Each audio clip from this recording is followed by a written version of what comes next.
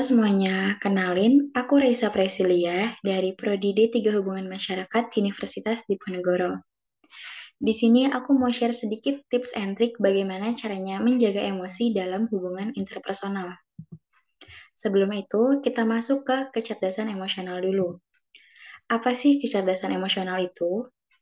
Jadi, kecerdasan emosional atau emotional quotient ini merupakan salah satu kemampuan untuk mengenali, memahami, dan juga mengatur emosi diri sendiri yang meliputi memotivasi diri, juga membina hubungan dengan orang lain. Definisi lain dari kecerdasan emosional ini merupakan salah satu kemampuan untuk bertahan terhadap frustasi yang dirasakan, mengendalikan dorongan hati, tidak melebih-lebihkan kesenangan, mengatur suasana hati, dan juga menjaga agar beban stres tidak melumpuhkan kemampuan berpikir. Emotional quotient ini juga menjadi potensi bagi diri sendiri untuk bisa memahami, menggunakan, juga mengkomunikasikan mengenai emosi yang dirasakan kepada orang lain. Lalu kita masuk ke aspek-aspek kecerdasan emosional. Yang pertama, ada kesadaran diri, merupakan salah satu kemampuan untuk mengenali emosi yang merupakan menjadi bagian utama dari unsur emotional intelligence sebagai langkah awal untuk berubah menjadi lebih baik. Kemampuan ini meliputi memahami hal yang sedang kita rasakan, apa penyebabnya, dan juga dampak yang terjadi terhadap lingkungan sekitar. Yang kedua, ada pengaturan diri, yang merupakan kemampuan untuk mengelola emosi, bagaimana cara kita menangani emosi, sehingga berubah ataupun memiliki dampak positif, bertujuan untuk menjaga keseimbangan emosi dalam diri individu. Yang ketiga, ada motivasi. Memotivasi diri bisa dilakukan untuk membantu kita agar dapat mengambil inisiatif dan juga bertindak secara efektif. Yang keempat, empati, yaitu kemampuan mengenali emosi orang lain, mampu memahami apa yang tengah dirasakan oleh orang lain agar dapat membuat hubungan saling percaya, juga hubungan interpersonal yang sehat. Empati ini disebut sebagai kemampuan merespon seseorang dengan respon emosi yang diharapkan oleh orang tersebut. Lalu yang kelima, ada keterampilan sosial untuk membina suatu hubungan. Apabila kita dapat memahami emosi dengan baik, maka hubungan sosial yang kita jalin dengan orang lain juga dapat berjalan dengan lancar. Dengan keterampilan sosial ini juga dapat berpengaruh terkait bagaimana orang lain melihat kita bisa dapat respon tanggapan yang baik dari orang lain. Lalu, cara mengembangkan kecerdasan emosional. Tips yang dapat dilakukan, yang pertama, berpikir sebelum bertindak, dengan cara mengambil keputusan saat emosi stabil. Hindari berbuat sesuatu secara impulsif. Yang kedua, kita dapat membiasakan diri untuk mendengarkan pendapat orang lain.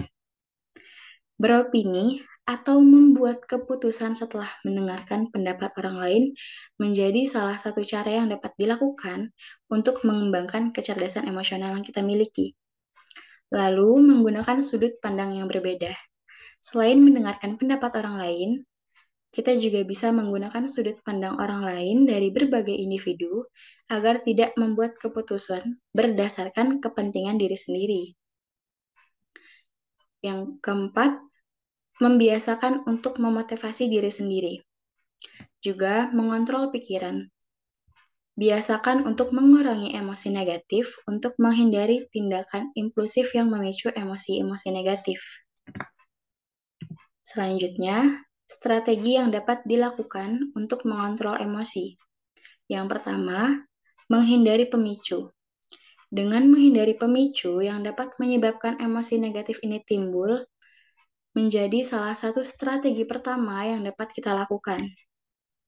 Yang kedua, memahami dampak yang mungkin timbul.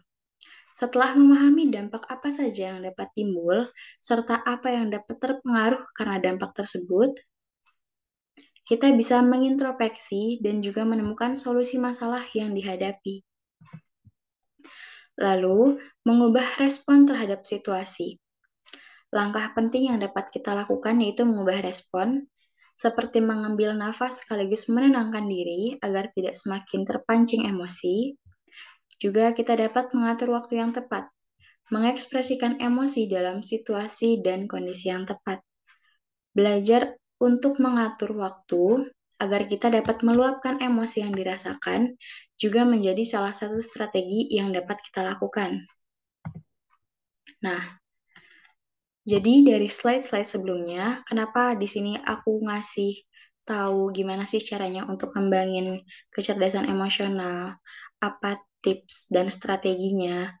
Karena emosi ini merupakan peran yang penting dalam kehidupan sosial yang mengharuskan kita sebagai individu untuk berinteraksi. Apabila kita tidak memiliki emotional quotient ini, interaksi yang terjadi tidak akan berjalan secara maksimal.